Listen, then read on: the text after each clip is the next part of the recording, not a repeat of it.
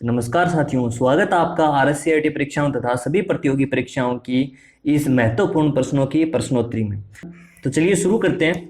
सबसे पहले question number 1, MS Excel 2010 में फ्रीज पेन्स कमांड का उपयोग क्या है। तो सबसे पहले अगर यदि अपन बात करें तो ये फ्रीज पेन्स होता क्या है। जैसे अपनी जो एक्सेल की सीट होती है, उस सीट में ऊपर ऊपर जो अपना हेडिंग बनाते हैं।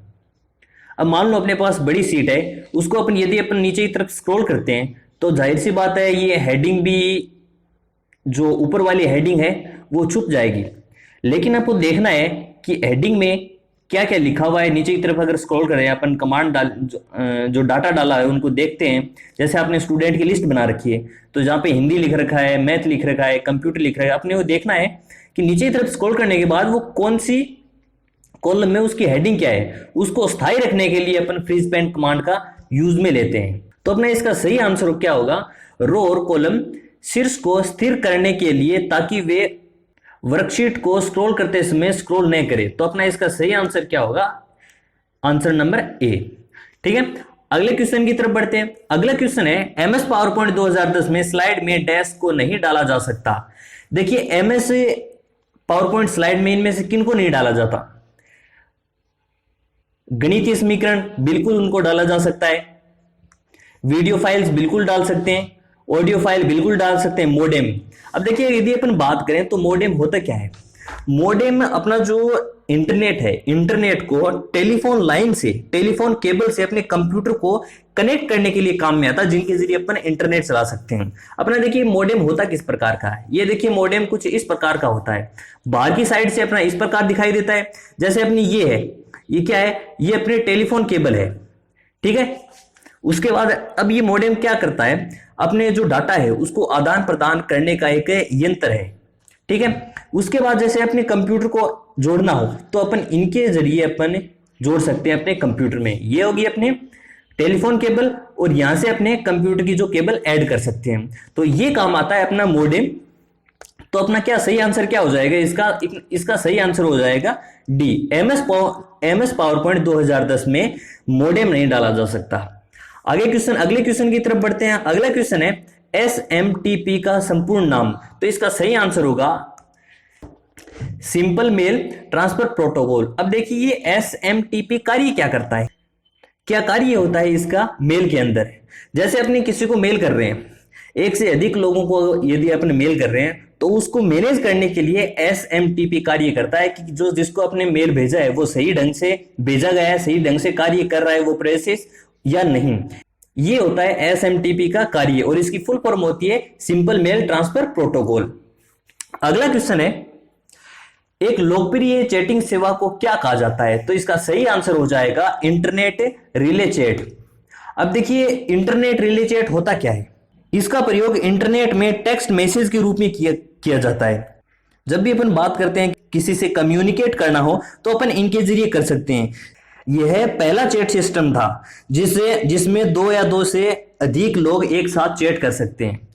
तो अब और यदि आपसे पूछ ले कि आईआरसी की फुल फॉर्म क्या होती है, तो आईआरसी की फुल फॉर्म भी होती है इंटरनेट रिले चैट। अगले क्वेश्चन की तरफ बढ़ते हैं। अगला क्वेश्चन है, भंडारण क्षमता के बढ़ते क्रम के अनुसार सही विकल्प चुनें। CDRW, DVD, hard disk, blu ray disc. CDRW, DVD, blu ray disc, hard disk. CDRW, blu ray disc, DVD, hard disk, DVD, blu ray disc, hard disk, CDRW। अब देखिए इसमें पूछ क्या रखा है, सबसे भंडारण क्षमता की सबसे छोटी इकाई से अपने को सबसे बड़ी इकाई की तरफ जाना है। तो देखिए सबसे छोटी इकाई होती है CD, और उसके बाद आती है CDRW। अब देखिए CD और CDRW में फर्क क्या होता है। इन दोनों की जो साइज होती है वो तो एक ही होती है, 600 650 MB के बराबर होती है। लेकिन CD के अंदर क्या है, एक बार अपने यदि डाटा स्टोर कर दिया तो इसको अपन इरेज नहीं कर सकते उस डाटा को। लेकिन CDRW के अंदर अपन डाटा को कभी भी डिलीट कर सकते हैं और कभी भी दूसरे नए डाटा डाल के इनको यूज में ले सकते हैं। उसी प्रकार DVD और DVD-RW में यही फर्क होता है। CD की बजाय DVD में ज्यादा डाटा डाल सकते हैं। अब DVD की बजाय ब्लू रे डिस्क में डाल सकते हैं, और ब्लू रे डिस्क की बजाय हार्ड डिस्क में डाटा डाल सकते हैं ज्यादा। तो अपना इसका सही आंसर क्या हो जाएगा, इसका सही आंसर हो जाएगा B, CDRW, DVD, blu ray disc and hard disc.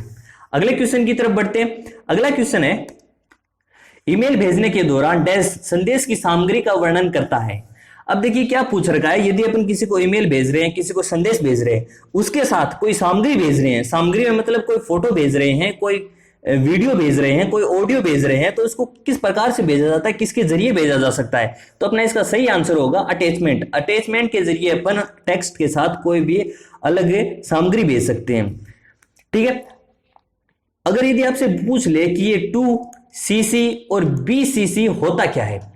अब देखिए 2 किसी को मेल करना हो तो अपन 2 कैटेगरी में डालते हैं, और CC के अंदर जैसे अपने को एक से अधिक लोगों को भेजना है, किसी को मेल भेजनी है एक से अधिक लोगों को, और अपने को उनको बताना है कि ये मेल आपके अलावा किन किन को भेजा गया है, तो वो CC कैटेगरी में आएगा। और BCC में क्या आएगा कि यदि आप BCC कैटेगरी में किसी को डालते हैं, बाकियों को CC कैटेगरी में डालते हैं, तो BCC वाला कैटेगरी वाला वो जान सकता है कि किस किस को मेल भेजा गया है, लेकिन वो CC वालों को शो नहीं होगा कि BCC वाली कैटेगरी में कौन कौन है।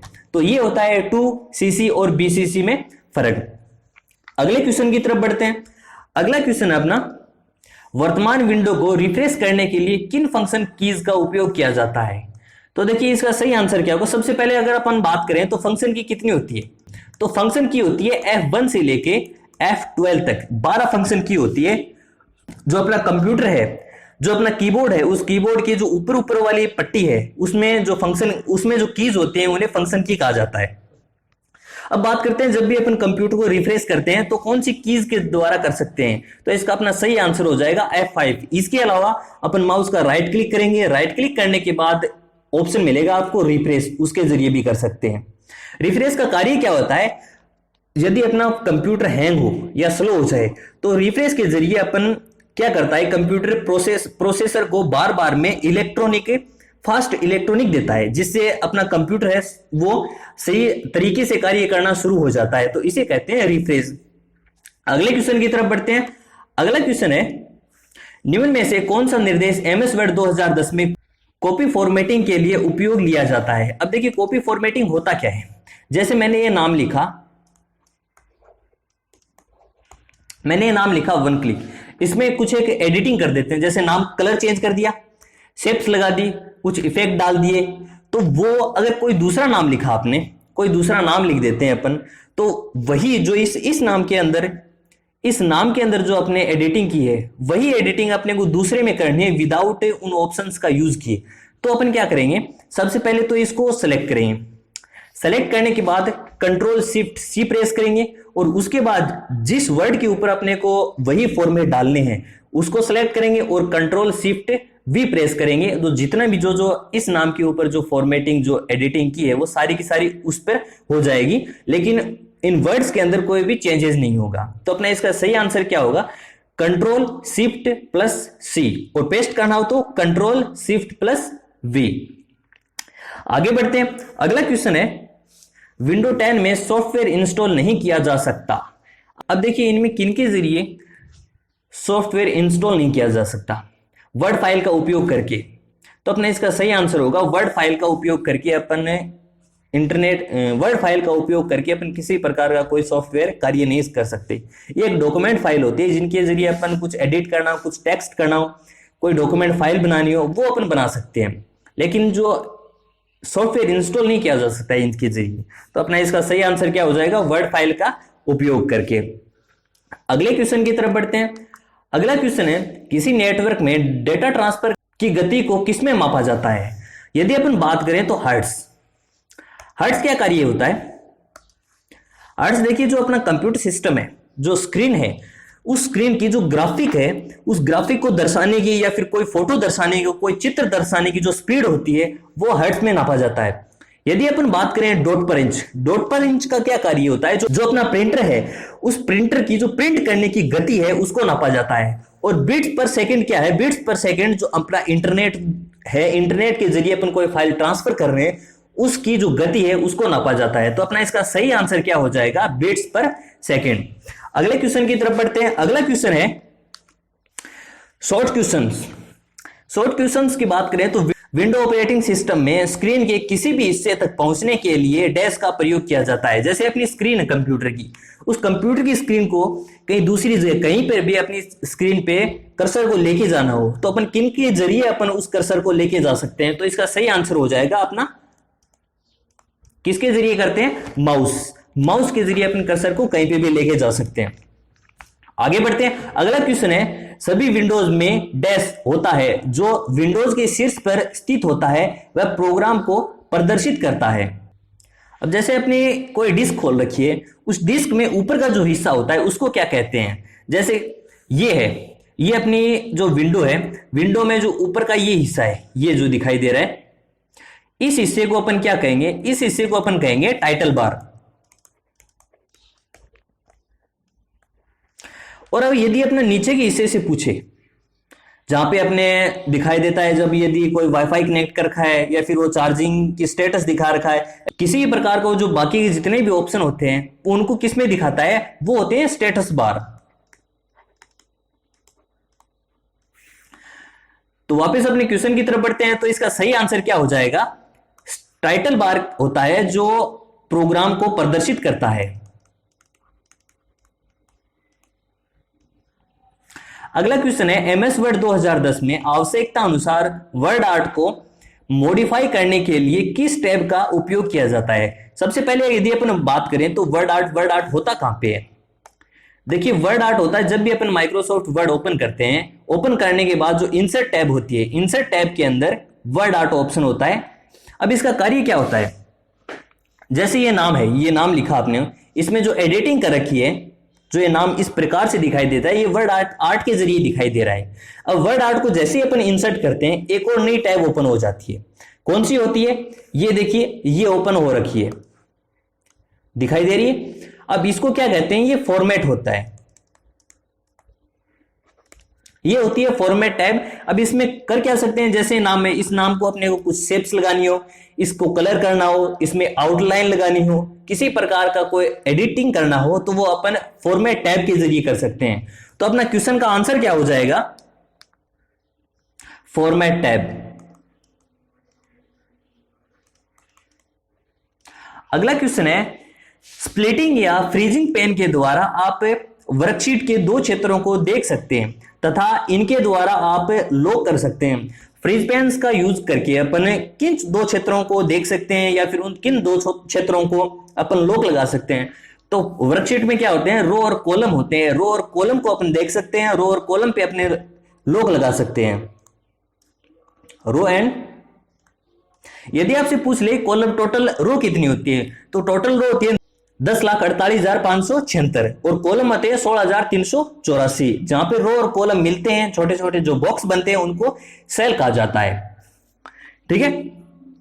अगर यदि आपसे पूछ ले जो एक्सेल की जो फाइल होती है उसको, उसका एक्सटेंशन क्या होता है, तो XL SX। यदि आपसे पूछ ले पावर पॉइंट का एक्सटेंशन क्या होता है, तो PPTX होता है। यदि आपसे पूछ ले कि डॉक्यूमेंट का क्या होता है, वर्ड, माइक्रोसॉफ्ट वर्ड का क्या होता है, तो DOCX होता है।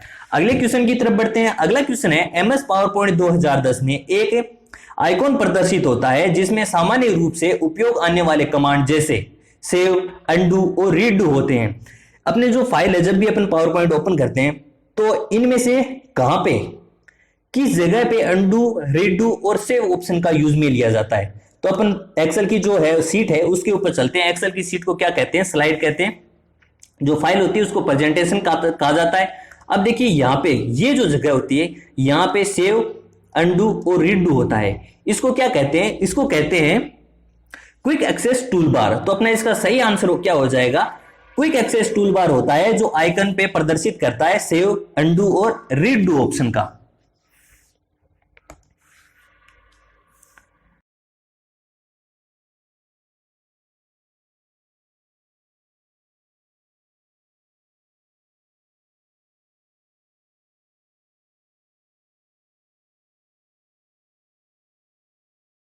ठीक है, आगे बढ़ते हैं, अगले क्वेश्चन की तरफ बढ़ते हैं। देखिए पिछली क्लास के जो रिवीजन है उनकी बात करें, इनमें से कौन सा कंप्यूटर वर्ल्ड का पहला इलेक्ट्रॉनिक डिजिटल कंप्यूटर था? इसका अपना सही आंसर हो जाएगा ENIAC। अगला क्वेश्चन है एमएस एक्सेल 2010 में किस चार्ट में डेटा पॉइंट लाइनों से जुड़े होते हैं जिससे यह देखना आसान हो जाता है कि समय के साथ मूल्य बढ़ रहा है या घट रहा है। तो अपन किन के जरिए देख सकते हैं? तो अपना इसका सही आंसर हो जाएगा लाइन चार्ट के जरिए देख सकते हैं। आगे बढ़ते हैं। अगला क्वेश्चन है कौन सा विंडो 10 निर्मित टूल हस्तलिखित गणितीय अभिव्यक्ति को पहचान कर वर्ड प्रोसेसिंग या कम्युनिकेशनल प्रोग्राम में डाल सकता है? तो अपना इसका सही आंसर हो जाएगा मैथ इनपुट टूल। अगले क्वेश्चन की तरफ बढ़ते हैं। अगला क्वेश्चन है एमएस वर्ड 2010 में सबसे नीचे की क्षैतिज पट्टी है जिसमें पृष्ठ संख्या, शब्द गणना आदि जैसे कई विकल्प दिखाई देते हैं। तो किन के जरिए दिखाई देते हैं? तो वो होता है स्टेटस बार में दिखाई देते हैं। अगला क्वेश्चन है मान लें कि प्रत्येक अंक B2 से B7 सेल में है। प्रत्येक पेपर के लिए अधिकतम अंक 100 होते हैं। एमएस एक्सेल में प्रतिशत की गणना करने के लिए सही सूत्र चुने। तो अपना इसका सही आंसर हो जाएगा इक्वल सम B2 कोलन B7 स्लैश 600 गुणा 100। अगले क्वेश्चन की तरफ बढ़ते हैं। अगला क्वेश्चन है इंडियन आईटी एक्ट 2000 में कानूनों को किस क्षेत्र के लिए तैयार किया गया था? तो इसका सही आंसर हो जाएगा इंफॉर्मेशन टेक्नोलॉजी के लिए तैयार किया गया था। अगला क्वेश्चन है कंप्यूटर सिस्टम में निम्नलिखित में से कंपाइलर है। तो कंपाइलर क्या है? इनमें कंपाइलर है अपना कंप्यूटर सिस्टम सॉफ्टवेयर है। अब देखिए कंपाइलर है, कंपाइलर का कार्य क्या होता है? जो हाई लेवल प्रोग्रामिंग लैंग्वेज है उसको मशीनी लैंग्वेज में बदलता है। उसका कार्य होता है मशीनी लैंग्वेज में ट्रांसफर करना जिससे कंप्यूटर आसानी से समझ के, और कंप्यूटर की लैंग्वेज हम आसानी से समझ के, इसके लिए भी कंपाइलर ही कार्य करता है। तो इसका सही आंसर हो जाए कंपाइलर क्या है? कि सिस्टम सॉफ्टवेयर है। अगले क्वेश्चन की तरफ बढ़ते हैं। अगला क्वेश्चन है निम्नलिखित में से पहला टेक्स्ट वेब ब्राउजर कौन सा था? तो पहला टेक्स्ट वेब ब्राउजर पूछ रखा है इसने, न कि ग्राफिकल ब्राउजर पूछ रखा है। तो इसका सही आंसर हो जाएगा लाइनेक्स। अगला क्वेश्चन है राजस्थान के लिए SaaS software as a service PaaS platform as a service के आधार पर end to end cloud enable है। तो इसका सही आंसर हो जाएगा राजमेघ। अगले क्वेश्चन की तरफ बढ़ते हैं। निम्नलिखित में से कौन सा ऑप्शन ईमेल फोल्डर में नहीं होता? तो इसका सही आंसर है ईमेल फोल्डर में क्या नहीं होता? रिसीव मेल नहीं होती, जिसकी जगह इनबॉक्स होता है। ठीक है, आगे बढ़ते हैं। शॉर्ट क्वेश्चन की पिछली क्लास के शॉर्ट क्वेश्चंस की तरफ बढ़ते हैं। पोस्ट का पूरा नाम पावर ऑन सेल्फ टेस्ट।